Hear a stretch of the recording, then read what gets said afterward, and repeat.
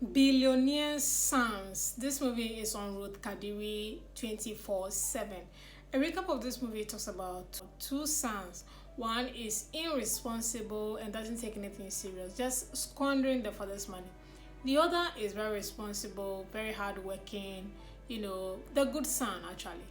Then the bad one day said, Omo, give me all my inheritance. I want to take it and build something for myself. He took them, squandered them, came back empty-handed, only to find out that the father is dead and gone, but promised that the younger brother has to take care of the elder brother.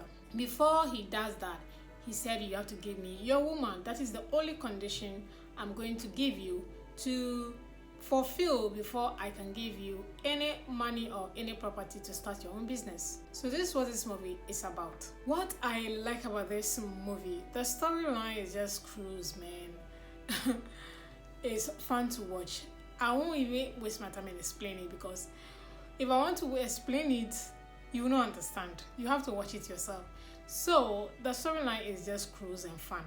This brings me to how I like how it ended. That was so unpredictable and so bad. I hated how it ended, which is the reason why I love it. It's not all the time that the good people must enjoy in a movie, because that is not how life works. Sometimes, most time, even that's what we say, why do good people die? You can be so good that things will not work well for you in life. And this is what this movie tells you or remind you of. That's what I'm saying. I hate how it ended, but it is good. It's good for the plot twist. So that was something I like about this movie. Omo, with all the good thing he did, he didn't get the woman. That was so painful. Yeah, that was something I really like about this storyline. I mean, the storyline itself is not good, but the ending, that was so unpredictable, and that was something I like about this movie. Another thing I like about this movie is the cast. Cast in a way that there was a lot of party scenes. Even though these parties did not happen in the club or pub, they did the parties in the house. So they had a lot of people, different faces actually, and that was something I noticed and I like about this movie. Final two things I like about this movie is the costume. I like all the wardrobe of Michael Dappa. Ooh, all the clothing was so good on him. They were fitting, they were trending, they looked decent on him. He looked super clean, and the hair was packed very well. I mean, when he needed to pack the hair due to how he was dressed, he did that. Where he needed to, just lay his hair down and look very casual and very trendy, he did that. So costume was good. And how can I forget Eddie Watson's costume? He was the bad boy. So the chain, the earring, the 50 Cent kind of dressing, he had that on look. I think the wardrobe or whoever was in charge of the wardrobe did okay for this movie. I like that. This brings me to cinematography. Actually, with Kadiri, she always have cinematography on lock, so I give it to her. When it comes to her movies, cinematography is not a problem for me. So this was not an exception either. This movie had a good cinematography, and I like that. The brightness, the focus, the camera angles, cameras were not shaking. So I really like the cinematography for this movie. I like that. This brings me to what I do not like about this movie. I'll start with bad acting. I'll start with Lillian. I didn't enjoy her acting. Sorry, I didn't. I don't know if it's because she's acting as innocent and acting dull or laid back. I don't know. I just didn't enjoy her acting. Sorry. I wasn't finding it funny either. She was acting. No, I just didn't enjoy her acting, to be frank with you. She was acting like Sarah Martin. I don't know how to put it, but that was how I found her acting, like Sarah Martin's acting. Like, this is not it for me. I didn't like it, I didn't enjoy it, I didn't find it funny. Nothing was okay for me in her acting. I've watched her movies where I enjoyed. This one was not it. And then talking about bad acting, their father, that man, I didn't enjoy what he did in this movie. Sorry, I didn't. I don't know if it's wrong. I don't know, man. I didn't like his acting this. Then I want to talk about the storyline. I'm like, what the hell was happening in this movie? I don't even put my finger on it and say this is a very good storyline in general.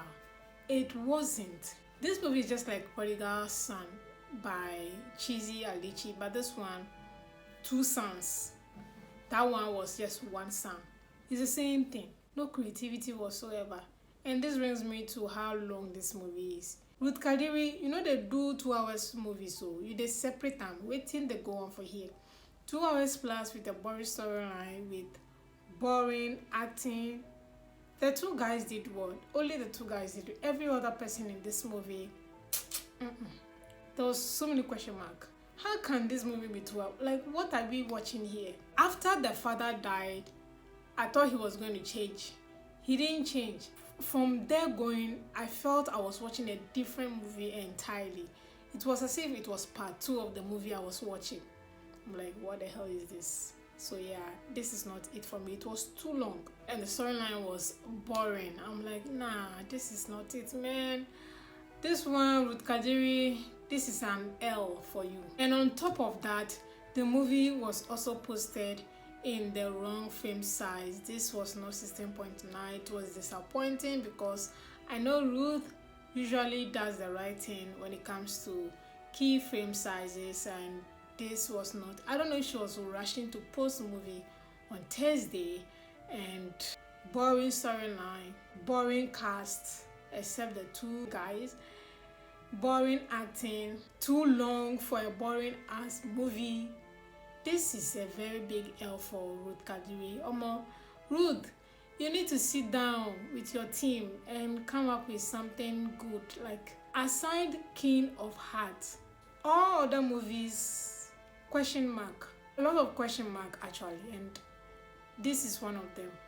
It's so sad because I know you can do better. This storyline, Billionaire Sons, this movie, there was nothing exciting about it. It was just cruise and fun and lib. I know you can do better.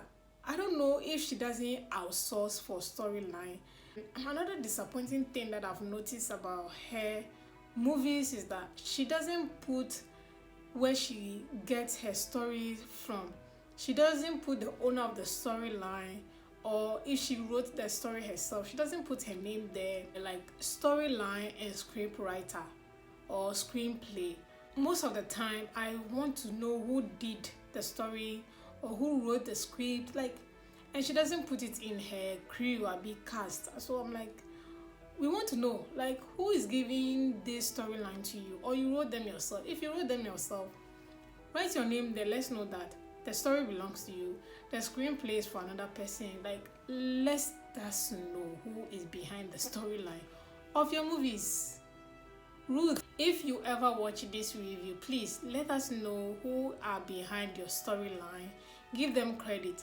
If it is you, put your name there. Who is writing the script? Let's know who are behind these things. Like, I just noticed that you don't do that. You don't put it in your crew when the movie ends. I don't see the people behind the script, the story, the right. Like, I don't know who are behind them. Let us know, please. Note, I'll give this movie 2/10. I think I've tried. If you haven't watched it and you think you will love a storyline like this, Billionaire Sons is showing on Ruth Kadiri 24/7.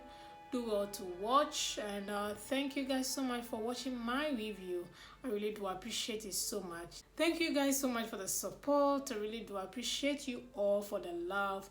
Keep subscribing, keep liking, keep leaving your own comments, your own opinion about these movies. My opinion and mine, yours are also entitled to you. I'll see you all in the next movie review.